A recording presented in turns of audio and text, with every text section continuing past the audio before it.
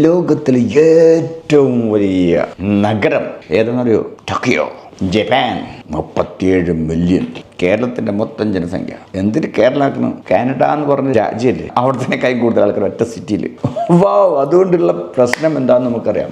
ഇത്രയും വലിയ സിറ്റി എങ്ങനെ നിയന്ത്രിക്കും എന്നതായിരിക്കും. എന്നാൽ ലോകത്തിലെ ഏറ്റവും വൃത്തിയുള്ള, സുരക്ഷിതമായ, മാത്രമല്ല വളരെയധികം ഓർഗനൈസ്ഡ് ആയിട്ടുള്ള നഗരം. അത് എവിടുത്തെ? ഈ ഭൂമിയിലെ, അത് ലോകത്തിലെ ഏറ്റവും വലിയ നഗരമാണ്. ഏറ്റവും നല്ല ഓർഗനൈസ്ഡ് ആയിട്ടുള്ള, ക്ലീൻ ആയിട്ടുള്ള, സേഫ് ആയിട്ടുള്ള സിറ്റി. ഇപ്പോൾ പറ്റും അല്ലേ? ഈ ടോക്കിയോ നമ്മൾ വിചാരിക്കുന്ന പോലെ പണ്ട് മുതലേ ഇങ്ങനെയല്ല.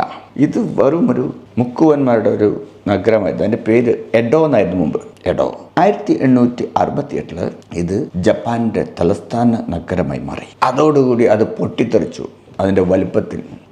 ഇന്ന് ഇത് വ്യാപിച്ചു കിടക്കുന്നത് 5000-ലേറെ സ്ക്വയർ മൈൽസ്, കിലോമീറ്റേഴ്സ് അല്ല, വ്യാപ്തിയിലാണ്. ഇത് ഒരു പുരാണ അമ്പലങ്ങളും അതോടൊപ്പം അമ്പരചുംബികളായ കെട്ടിടങ്ങളും, ഇത് രണ്ടും ഇങ്ങനെ ലയിച്ച് പരന്ന് കിടക്കുക. ടോക്കിയോ സ്കൈ ട്രീ ലോകത്തിലെ ഏറ്റവും നീളം കൂടിയ കെട്ടിടം എന്നൊക്കെ പറയുന്നു. ഏതായാലും ബുർജ് ഖലീഫയാണല്ലോ അല്ലേ? ബുർജ് ഖലീഫിൻ്റെ അത്രയില്ല, 634 മീറ്റർ ഉള്ളൂ. ഇവിടുത്തെ മെയിൻ പ്രത്യേകത എന്താ അറിയോ? അവിടുത്തെ ട്രെയിൻ, ജപ്പാൻ ട്രെയിൻ എന്ന് കേട്ടാൽ അറിയാലോ, ബുള്ളറ്റ് ട്രെയിൻ. ഇവിടെ ഒരു സ്റ്റേഷൻ ഉണ്ട്, ഷിൻജുക്കു.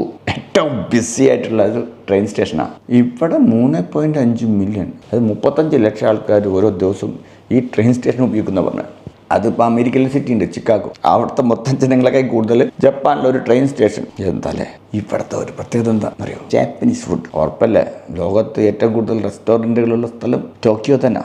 അതെ, $300 കൊടുക്കണം സുഷിക്ക്. എന്നാൽ പേടിക്കേണ്ട, ഒരു ബോയിൽ റാമന് $1 ഉള്ളൂ. ഇതിനൊരു സിറ്റി എന്ന് പറഞ്ഞ പോലെ ജീവിക്കുന്ന യന്ത്രം. അത് ഒരിക്കലും സ്പീഡ് കുറയാത്ത, സാധാരണ രാത്രിയാകുമ്പോഴൊക്കെ യന്ത്രങ്ങൾ അല്ലെങ്കിൽ സിറ്റികൾ ഒക്കെ സ്ലോ ഡൗൺ ആവും അല്ലേ?